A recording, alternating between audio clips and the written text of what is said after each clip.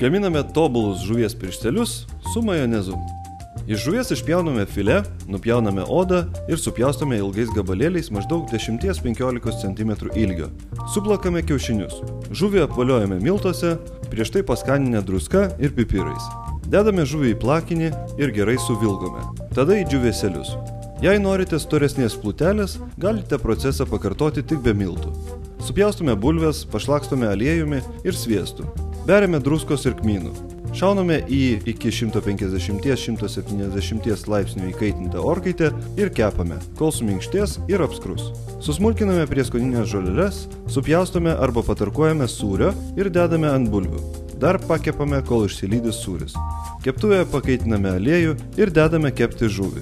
Kepame vidutinėje temperatūroje, kad per greitai nesudegtų. Nusausiname. Pomidorus tiesiog sumaišome su salotų lapais ir pagardiname aliejumi. Jei turite balzamiko acto, galima pavilgyti. Bus tik skaniau. Dedame į lėkštę visas sudėtinės dalis ir žuvį. Pagardiname majonezu. Skanaus, Linas.